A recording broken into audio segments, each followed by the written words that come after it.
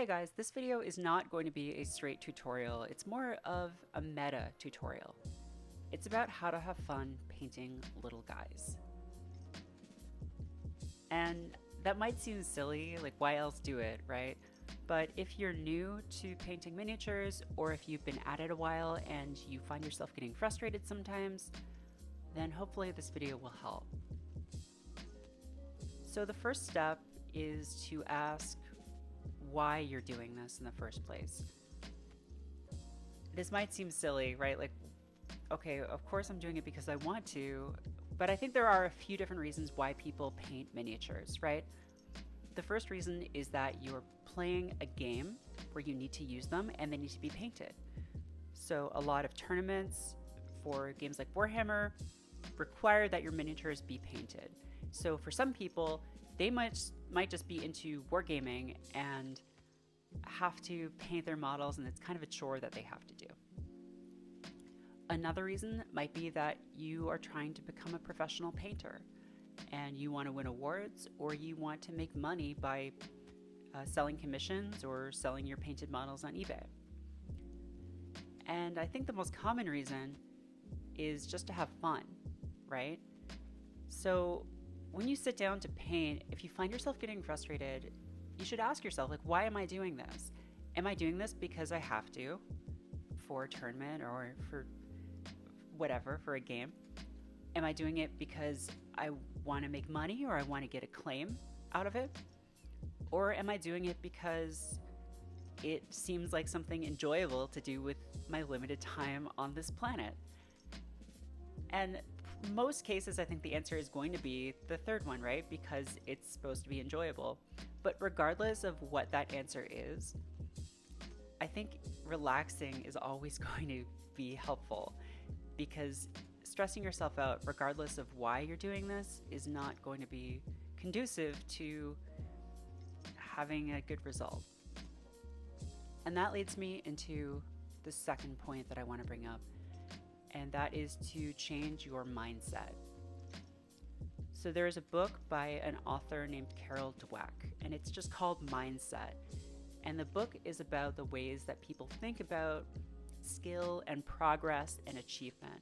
And basically there are two major ways of thinking about this. And it doesn't matter if we're talking about painting, we're talking about writing, we're talking about any kind of thing that you have to work at.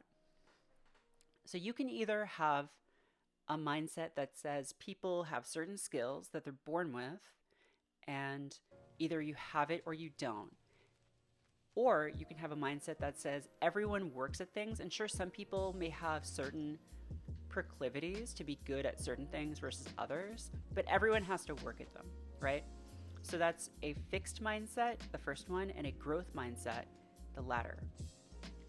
The problem with a fixed mindset is that if you're someone who finds certain things very easy, the first time you run into a challenge, you're going to think, oh, I was never actually that good to begin with.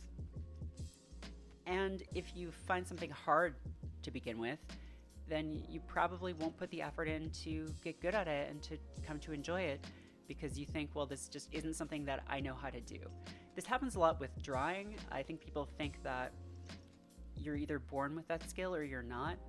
But most people you see who are really good at visual art have worked at it for hours and hours and hours and years. It's not just something that they happen to be born with. They might have gotten encouragement to continue doing it, but the point is that regardless, having this mindset that, oh, I can grow and I can learn things and I can get better at something, that is always going to be more helpful in developing a skill than this idea that I'm either good or bad at something. And being able to focus on how you're improving is something we're going to get back to a little later. But for now, just think about how do I think about this stuff? Do I think I am a bad painter, or I am a bad modeler, or I am someone with a little bit of experience who is improving? Because those are really different ways of thinking about the same phenomenon. And that second way of thinking, I have some experience and I'm going to build on that and get better, that's going to be a lot more moralizing than the first one, which is pretty demoralizing. And I don't know if I'm moralizing in that context. I don't think that even makes sense. Whatever, it's fine. So the third point is don't take yourself so seriously. There are a lot of really heavy and serious things out there in the world right now, right? There's war, there's disease, there's famine. There are all of these horrible things, regardless of where you are in the world. Bad things are always happening for a number of different reasons, right? Painting little silly guys is not one of the really heavy and serious things, or at least it shouldn't be. If you find yourself thinking of this as something that is causing you a lot of anguish or stress, it's worth stepping back and thinking, this is something I'm doing for fun, right? Or it's something I'm doing because I want to get an army on the table for a tournament, or it's something I'm doing because I want to have other people respect my accomplishments. Even if that's the case, it's still not that serious. It's not that deep, right? It's a funny little guy. It's a funny little guy with a big brain floating off the ground. And one way to step back from that is to try something kind of silly, right? So with this miniature, I haven't really talked about it yet that I'm painting. It's a Psyker from the Blackstone Fortress board game. And I just decided, you know what? I'm going to do some weird colors. I'm going to see how it turns out. The absolute worst case scenario of a bad paint job or of dropping your model is that it doesn't look that good. And in most cases, you can strip a model and redo it. But yes, like models can be expensive, especially at Games Workshop. But you know, the worst case scenario here is that it doesn't look great. You can redo it. No one's dying, right? No one's being injured. It's totally fine to screw up. It's totally fine to not realize your vision, as long as you're working towards that, as long as you're improving and getting better, right? Or even as long as you're just enjoying yourself. So yeah, doing something deliberately silly like, oh, I'm gonna paint this guy's skin pink just because, hey, he's like a chaos weirdo. Warhammer doesn't have to be what we think of as realistic. It's a weird futuristic world where all kinds of reality bending nonsense happens. He's pink, he has a yellow tentacle coming out of him. Let's just see what happens. So stepping back and doing something kind of silly or weird can be a way of detaching from this focus on it has to be great and I have to achieve 100% of what I'm trying to do. Thinking of painting as a kind of play can be helpful too. I really recommend Alan Watts videos for this. So putting on an Alan Watts video in the background while you're painting, it's a little woo and not everyone is going to be into that kind of thing, but I feel like it's kind of cool to hear someone talk about play and Buddhism and all kinds of just human nonsense while you're doing something that is inherently a little bit silly, right? So my fourth tip for how to have fun painting little guys is to change your target of comparison. So what I mean by that is I think it's very easy to compare yourself to other people who paint miniatures, especially since the hobby has become so popular over the last half decade or so. There are a lot of resources for finding finished paint jobs or tutorials or whatever online. And even just in terms of something like Games Workshop's house painters, right? Heavy metal. It is very easy to look at the box that you're buying that contains just a bunch of plastic sprues and see the paint job on the front and think, if mine doesn't look like that, then I'm a failure. And it's really hard to step back from that, but it's so important to remember that that result that you see on the box or on a website, that is a professional painter. Their job is to do that. And you need to ask yourself, is this my job? Because if it's not, then it's not fair to expect yourself to be achieving results at that level, at least not right away. I think an instructive comparison here is if you are into clothing, a lot of online retailers will show you what their clothes look like on the models that they were basically made for. So a lot of clothing is, especially high-end clothing, is made for models who are very tall and very thin. So when you see what an item of clothing looks like draped on a certain kind of body, that may not be how it looks on your body. Again, though, those models in those pictures, that is their job. Their job is to look good in clothes. And that presumably is not your job, right? Maybe it is. But the point is that it's not a fair comparison. So there are clothing sites, for example, that will show their clothing on, I don't want to say real people because obviously models are also real people, but people whose job is not to model clothing, people who aren't fashion models, who don't have this very specific body type. And that often gives you a better sense of how clothes are going to look on people with different shaped bodies. So in the same respect, I kind of wish that Games Workshop sold boxes where on the front maybe they had the heavy metal, and then on the back they had like, here's how Jerry, a 25-year-old guy from the Midwest who has painted a half a dozen different Space Marines, here's how he did it. So just to give you a sense of like, this is how the average person is going to look, this is a better target of comparison.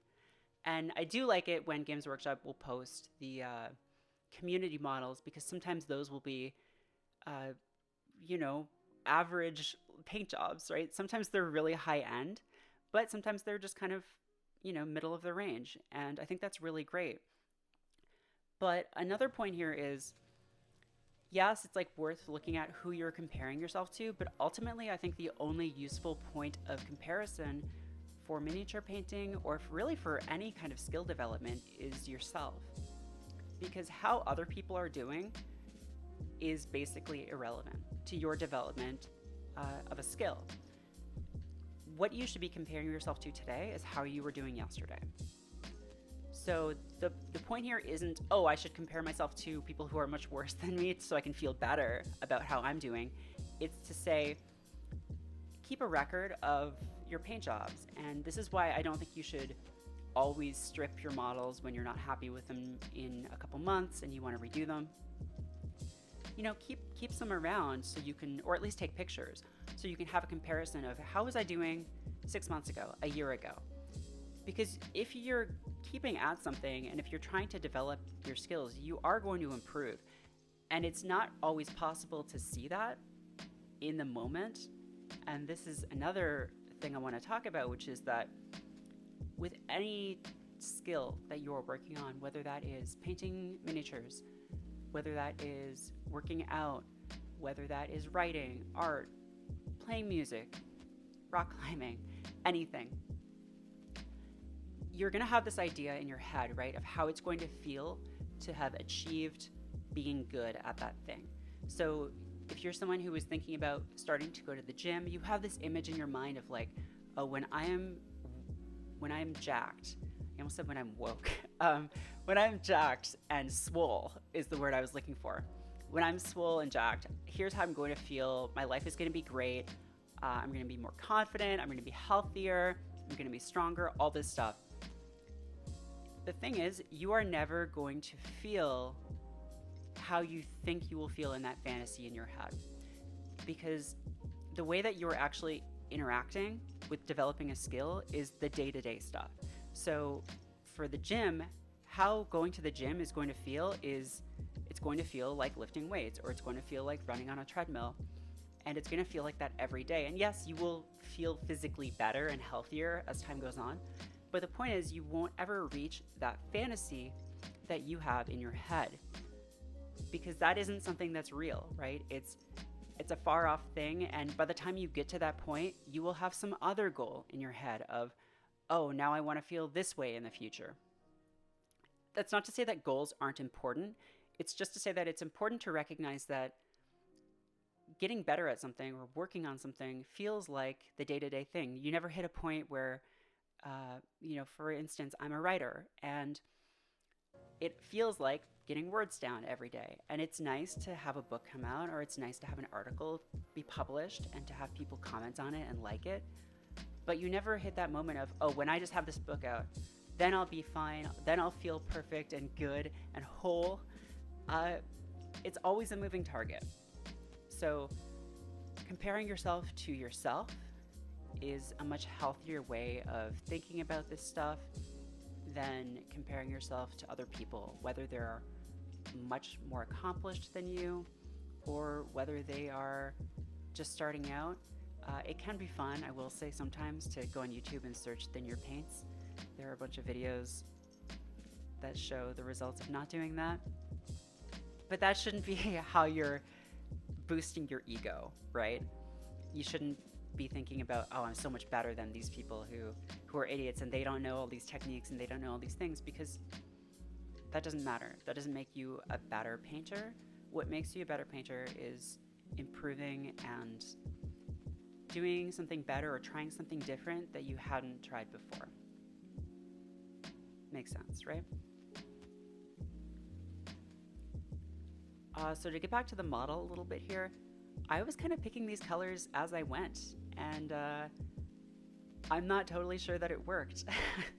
I think I like the pink. You can see there's some issues with the green coat, actually right there on the edge of the coat there. You know, you can see some mistakes, and that's okay. That's going to happen. I'm not trying to be a pro painter. I'm just trying to have fun. So I'm messing around with new colors. I'm trying new effects. And if I learn something, then to me that is a win.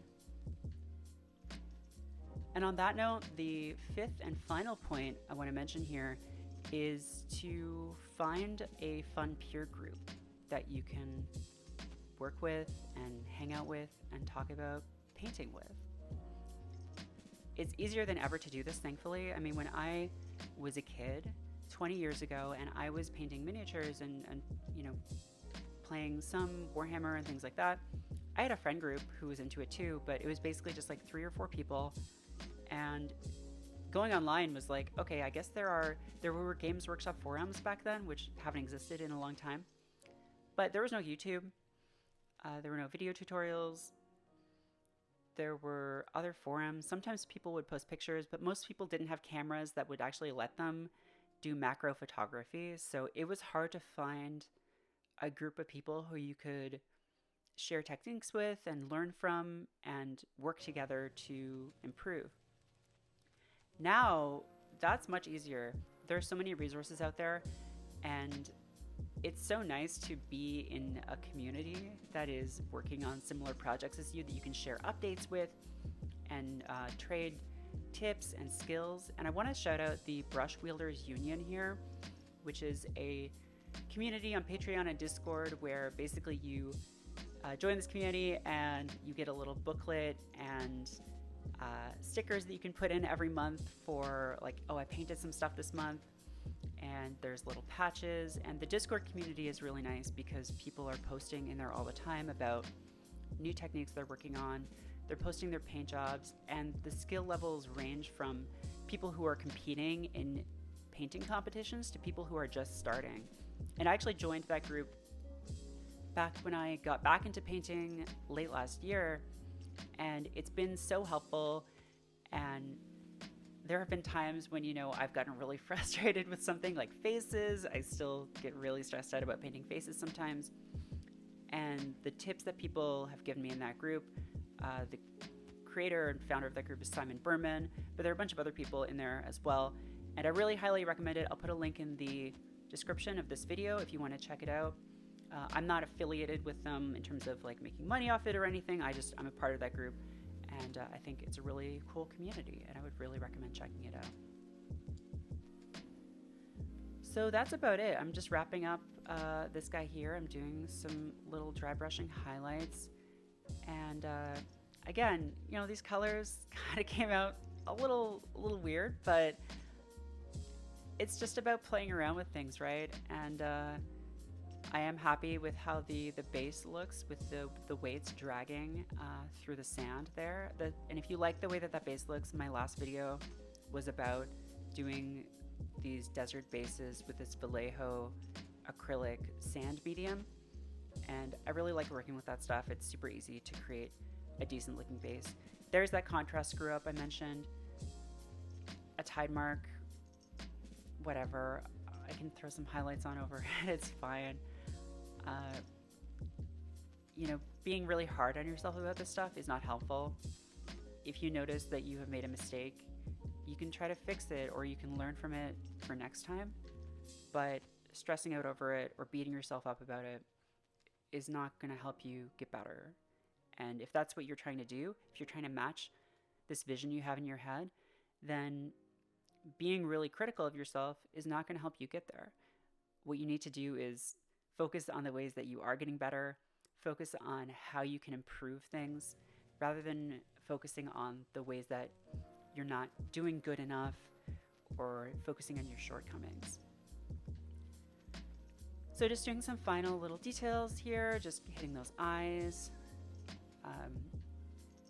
Again, I don't like painting eyes white with pupils on them, and he's a weird mutant freak, so I'm just doing them yellow.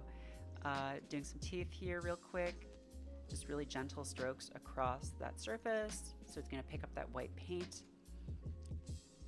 And this guy is basically just about done. I was gonna do him as Megamind with like the blue skin, but I don't have a good light blue contrast right now. So yeah, he looks like that. I hope this video was helpful. I did go back in here. I hit the metal with some Athonian green just because I wanted to bring it in a little bit closer to the coat. The stark silver just stood out a little bit too much to me, and this also made it look a little more weathered, which I liked. And yeah, this is just about having fun, right? That is, unless you're trying to become a professional or you just need to get stuff on the board. And even then, it shouldn't be a chore, right? There are ways that you can make miniature painting fun, even if it's not your end goal, even if it's a means to an end for you. I think there are a lot of ways that you can make it an enjoyable process.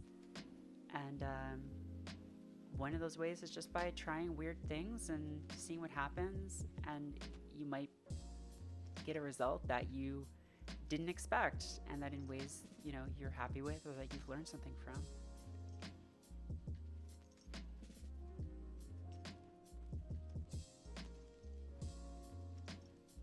A few more little splotches of the green in there on the metal.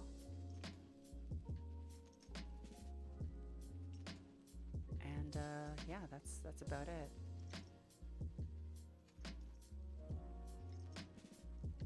There we go.